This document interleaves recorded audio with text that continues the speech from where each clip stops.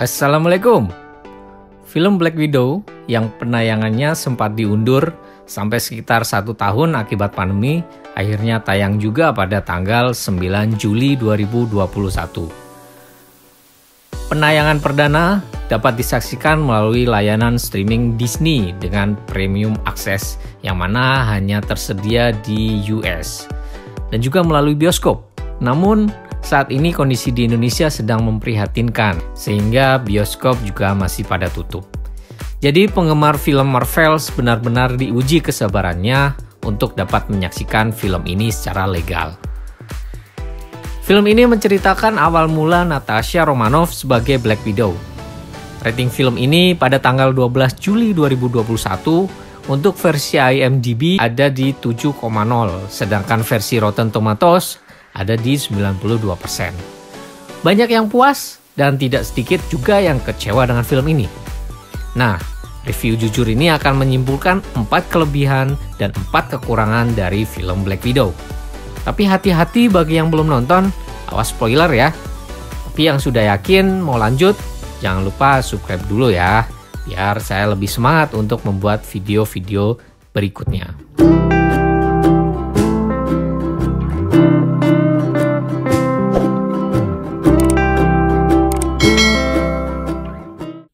Oke pemirsa, berikut beberapa review jujur dari kami terhadap film Black Widow.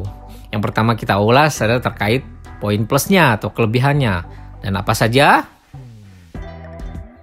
Yang pertama adalah Natasha Romanoff. Ya, karakter ini memang unik dan menggemaskan sehingga banyak fans yang merasa kehilangan setelah kematiannya di film Endgame. Jadi film ini bisa diibaratkan sebagai pemuas dahaga fans yang merasa kehilangan atau bisa juga dibilang perpisahan yang indah melalui sebuah film solo. Kelebihan kedua adalah kita lihat chemistry dari keluarga Romanoff. Jadi walaupun banyak konflik dan drama di dalam keluarga Romanoff, mulai dari Alexei yang awalnya loyal terhadap Dreykov yang membiarkan anak-anaknya direkrut untuk menjadi Black Widow, kemudian ibunya yang bernama Melina yang juga sosok penting dalam pembuatan serum milik Dreykov, sedangkan anak-anaknya yang merupakan pemberontak dari pasukan Black Widow. Namun mereka ini memiliki chemistry yang kuat, di mana kita diperlihatkan pada saat akhir film kekompakan mereka menghancurkan Red Room dan Dreykov melalui strategi tukar wajah yang cukup mengejutkan. Poin yang ketiga adalah Yelena.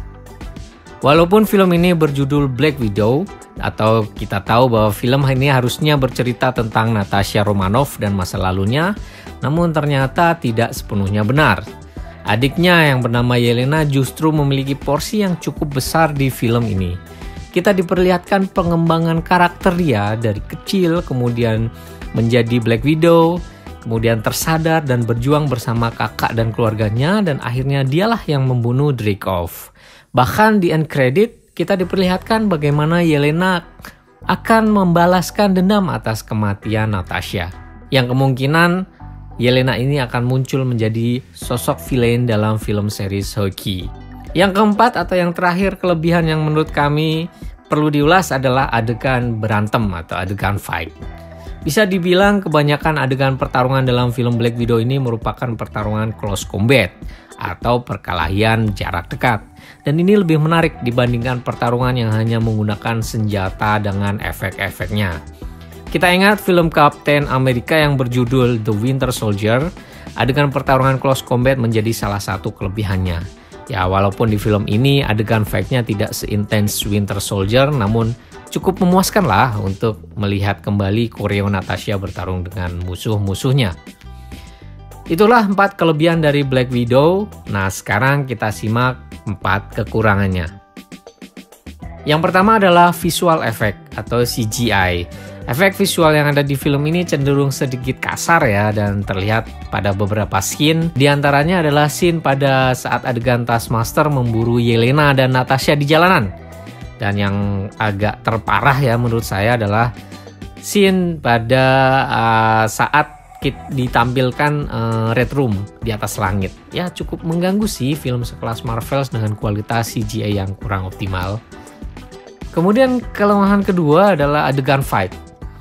Saya sengaja taruh adegan fight ini sebagai kelebihan sekaligus kekurangan di film Black Widow. Kita tahu kebanyakan adegan fight di film ini adalah close combat, namun sepertinya kayak minim koreo gitu ya, dan pelit durasi. Jadi adegan perkelahian yang menarik justru ada di awal-awal film. Sebaliknya di akhir film, durasi fight di ending terasa kurang menggigit atau kurang memuaskan. Bahkan di final battle antara Natasha dan Taskmaster hanya berlangsung beberapa detik bahkan menit saja. Jadi kurang puas gitu adegan fight-nya.